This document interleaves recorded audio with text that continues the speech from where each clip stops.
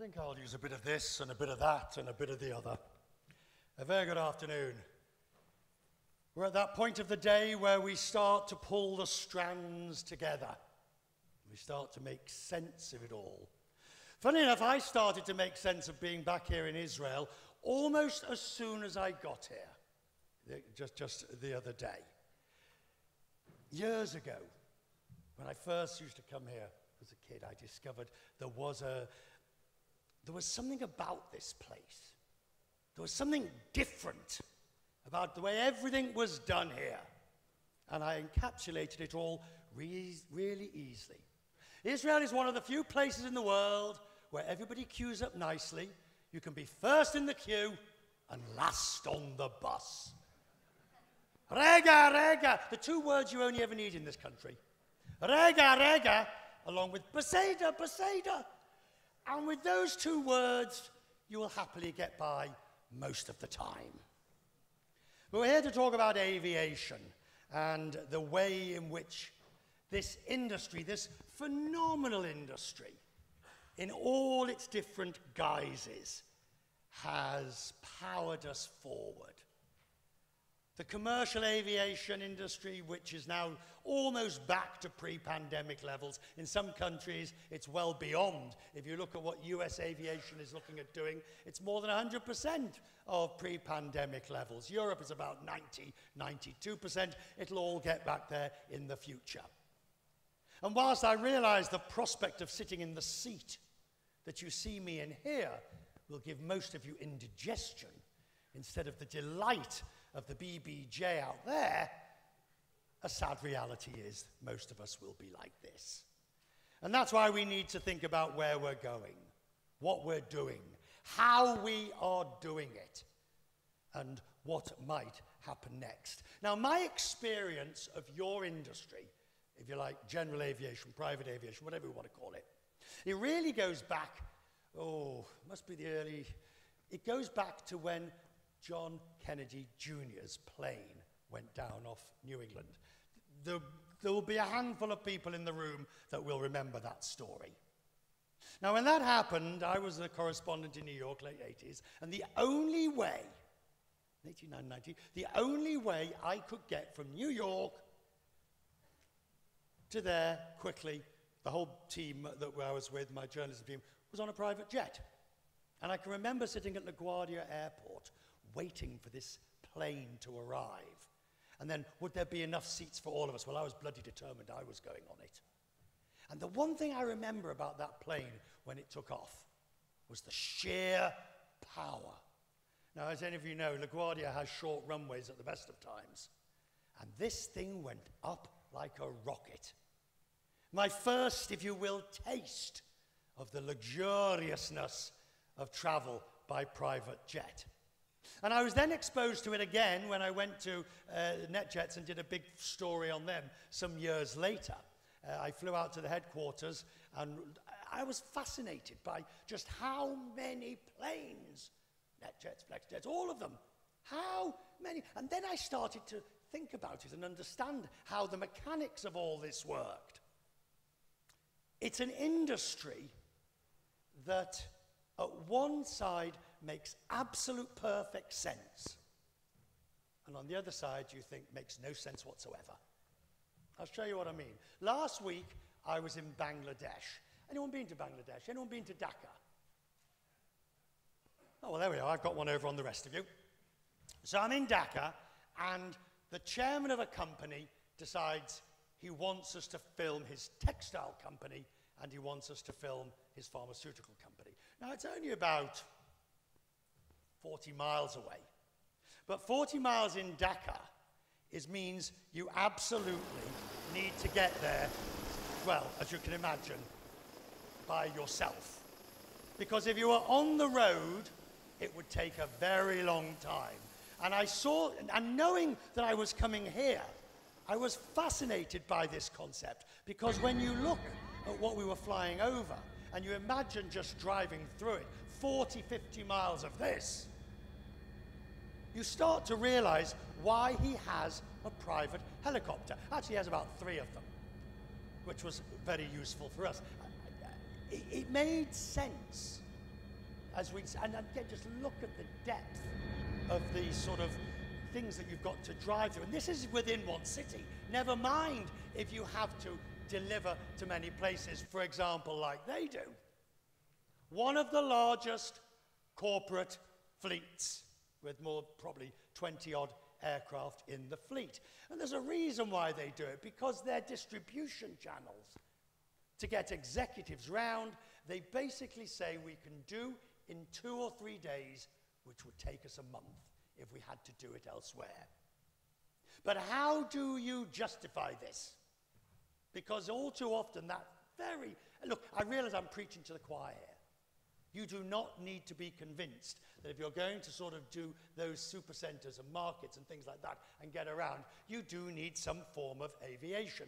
And of course, as a result, you end up with an industry that Neil Brook this morning was talking about, the size and the scale. Absolutely massive. X million people involved globally, billions of dollars in terms of revenues, manufacturing, innovation, the whole lot. So the argument for it is absolutely crystal clear to those who are converted. And that's the problem. The difference between the converted and the non-converted, if you will. It's not easy to explain this, that why this should be so well put together. And then came two little saviors. First of all, the sheer amount of aviation traffic everywhere else. Does this look familiar? Is it Heathrow, you ask? D19. You think it's Heathrow? Well, everything I've heard about summer 2023 tells me it is going to look like this. Horrific. Now, as we're talking about this, by the way, keep in mind what Neil said earlier about the price of entry, and if you've got to ask the price, you can't afford it, and the subway and the bus, take the tube. But we're not in that realm, because the pandemic also changed something else. It changed our wish and our ability to actually be safe in the air. And I was traveling, let me tell you. So the pandemic hits in April, pretty much, April 20. I was put back on the road by CNN in June because there were stories to be covered.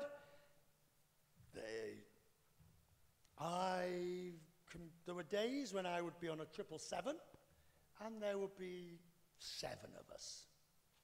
Now, they were running the plane full of cargo in the belly, so I'm sure they were making money on it. But to be, and I get to Frankfurt Airport, and there'd be no one there. I mean, no one. And I went to the lounge, which wasn't open, but they'd opened it up. And I said, have you got any food? She said, we're not allowed to serve food in the lounge because of German regulations. I said, well, can I go and buy a sandwich over there and bring it in here? Except there was nowhere to buy a sandwich. And it went like this, whether I was in Rome or London or New York, wearing masks solidly, and it went on like that for months and months and months. And so you come out of the pandemic and a period of good economic growth. And you end up with a scenario where aviation is restoring itself slowly but surely. And we know from what we've heard here today that the, 5% of the jet fleet, of the private fleet, is up for sale. Historically, it's 8 to 12%. Therefore, there is a tightness in the market, which means my BBJ will have to wait a little bit longer. But what is fascinating about this is the way in which you have, trying to find the right word, I don't want to say connive, the ingenuity that you have brought to bear to create different models of entry. Now, I thought this was best described and best put together as a tug of war. You could have had a pyramid or a tug of war, but this really explains quite elegantly the way in which you do get to this phenomenal size of industry that is open to different ways of doing business. Remember, we heard from Neil, you start with the, what? You start with the charter, and then you decide, well, I'll buy some hours. And then you go to fractional, and then you grow up and put on your long pants.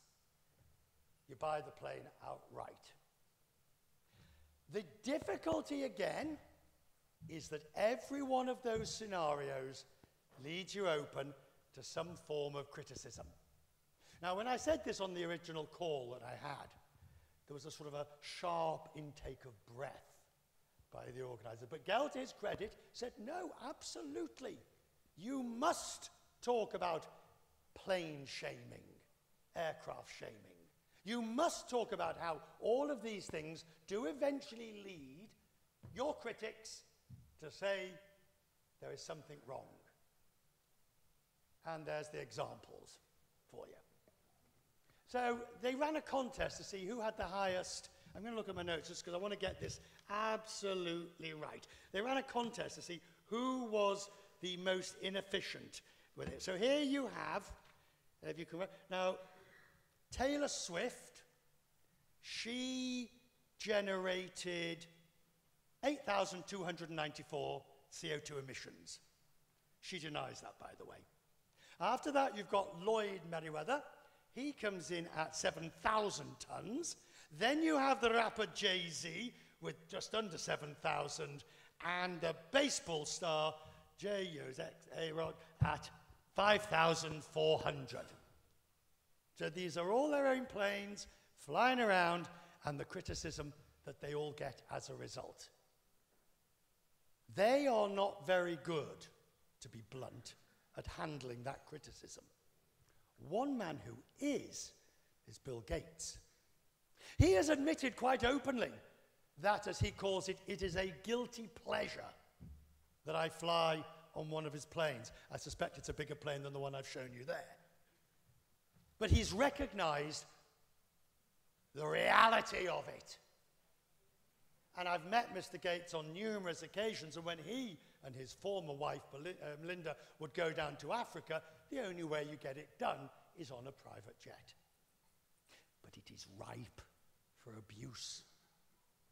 So even if you're not flight shaming, you have to contend with those. I'm going to show you two examples. All right, so know why these two are up here? Anybody care to take a guess? Anybody take a guess? Sorry? Speak up. No. The one on the top is Jeff Immelt. Jeff Immelt was the CEO of GE. He wasn't the best CEO in the world, but he had a nasty little habit of when he flew the corporate jet, he insisted a second jet was flying behind in case the first broke down. It's true. And so there was always two jets. He became known as Jeff Two Jets, because there was always a second jet in case the first broke down. Now, this was before the days of sustainability in quite the same way, so it was never really covered. But to prove to you how awkward and difficult this can be, the other guy, David Solomon, Goldman Sachs, now he found himself hoisted by his own comment that he was going to get rid of the corporate jet. Didn't need it. Waste of time. Shareholders don't want it. And then promptly kept it. And so in the annual reports, there is the corporate jet, and Mr. Solomon is having to explain why he actually finds it very useful to have it. It shows the point that you've got to be very careful with this. Unless you are the seriously rich, I'm going to go back one notch, unless you are to the point where it doesn't matter, you can stick two fingers up at people, or you are so rich that just basically it really is irrelevant. But if you are in that larger corporate ground, you have to be extremely careful.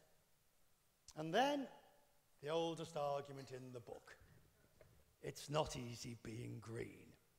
And yet, as we've heard today, again and again and again, well, first of all, let me just go on a limb here. Commercial aviation has done the worst job in the world at putting forward its environmental credentials. Commercial aviation is roughly 2% of global emissions. It'll remain steady, even though it'll probably rise slightly, but if you offset new engines, frames, and growth, it'll remain about 2.2%. To hear the general public speak, aviation, and Greta Thunberg speak, civil aviation is the worst thing in the world. Conveniently forgetting cows, shipping, railways, and all the worst. Cows, methane gas. Yeah, I didn't know about that, but apparently cows are really bad. And you don't want to stand behind them when they're doing it either. So the point of the issue in this, again, for private aviation or general aviation, is how you make that case that it's not that bad. And more importantly, do you care to make that case? If you are only selling to a relatively small number of people in a relatively small market, does it matter? The answer is yes, because you still have to use the resources of aviation, airports, routes, air routes, and all the infrastructure that goes with it. And so you do need to make that argument again and again, and you need to make it as powerfully as you can, because you're going to lose if you don't. And that is exactly the position that IATA and all the commercial airlines find. And one of the reasons they find themselves, frankly, in this mess is because they haven't had a common message. The airlines really don't want to cooperate with each other in a single message. They're too busy extolling their own individual methods and messages that it goes tits up. I've been very lucky over my career, very lucky in that I've got to do a huge number of aircraft firsts. So, for instance, the longest flight in the world is which? Go on. Which is the longest commercial flight in the world? Sorry? It's not operating. It's not been done. Project Sunrise doesn't come till 25. Sorry? Singapore, New York. Which one? No, Singapore, New York. Which one? No, but they go to New York and they go to Kennedy. Which is the longer? Yeah, by 14 kilometers. So you're right. Singapore to New York, the longest flight in the world, clocks in at about 18 odd hours. But now we're getting to the true new ultra-long hauls, of which I've been lucky to do 2 of them. There is your Perth-London. There is your Perth-London, which I did on Qantas. That's a weird flight. That really is. And then I did the demonstration research flight from London to Sydney, non-stop. Comes in at about 19 and a half hours. Now, we were on a Dreamliner because they're going to use the 350, but the one they're going to use is not ready yet. I mean, it hasn't been, well, they haven't managed to build one that can do it. So we were on a Dreamliner, there's about 34, 40 of us, and it's weird. It's known as also, you join the club of the double sunrise, which goes back indeed to the days of the Second World War, when the planes of the resupply planes out of Australia would see 2 sunrises as they head towards London. Well, as you go down towards Sydney, you get 2 sunrises. And you do also get 2 sunrises on the Doha-Auckland. And that is, it just the mind. As you see it come up twice. But that is the future, ladies and gentlemen. That is the future. And how you remain fit, how you remain healthy, how you remain well over the course of a flight lasting 20 hours. And by the way, I bet none of you here can guess. I'll give a handshake. Anybody tell me what is the longest commercial flight in the Guinness Book of Records? And it's neither of these two. Does anybody know? Sorry? Speak up. Where from? Where was it from? Hong Kong to? Correct. Well done, sir. I was on board it. It was 22 hours, 42 minutes. And we took off and we went from Hong Kong, because you're thinking to yourself, hang on a second, it's only 10 hours. No. We went Hong Kong, up to North Asia, over the Pacific, over the North Atlantic, over the United States, over the North Atlantic, and into London. There were 8 captains on board, and they were allowed 3 waypoints that you had to make a sudden turn to get in the Guinness Book of Records. 22 hours, 42 minutes. I will never do that again. There is a great experience that if you haven't had, I urge you to have just once in your life. It is amazing. It is the Emirates shower. Because you go into the shower and you start to get undressed, and they've got it all ready for you, and it's all ready to go. And you get 5 minutes of water, and there's a little clock that times it down. So you go in there, and you start to take everything off. And then you get down to your underwear, or your towel, and you have to remove that last item of clothing. Do not worry, madam, there is no picture of it.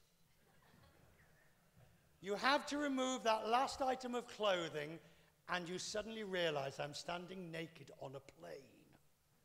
What happens if something goes wrong?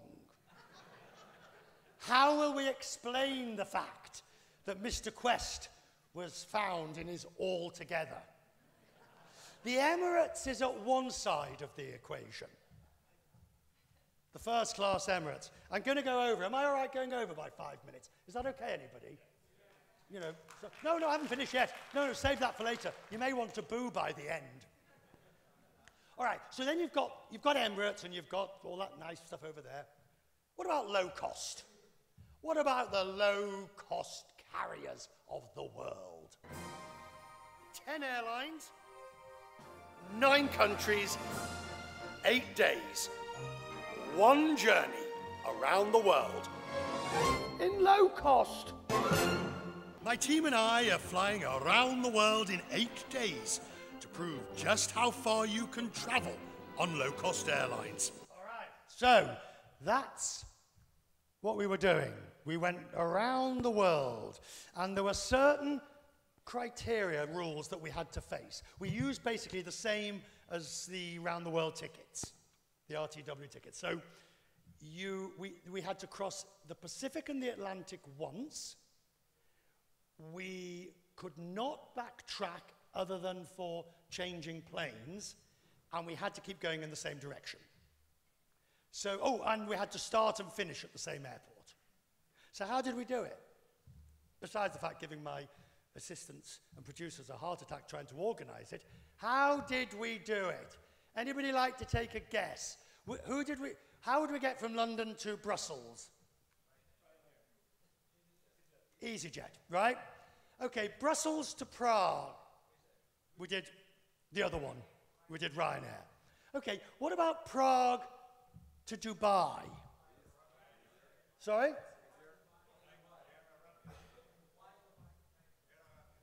Air Arabia. Dubai to Colombo. Well, I'm going to show you them all in just a second, just to make sure I've got my list right. Yep. So how do we get from Dubai to Colombo? Good answer. Actually, we changed airports there. We went into DXB and we came out of Sharjah. So we changed airports, and you'll see on the list in a minute how we did it. Colombo to Singapore. Yeah, they did 2 hops.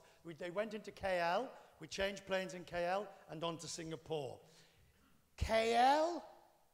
Singapore to Sydney. Who? Scoot. No, Scoot. Scoot is the low-cost long-haul carrier of Singapore Airlines. Was run by Campbell Wilson, who's now running Air India. Okay, now it gets complicated. Sydney to Honolulu.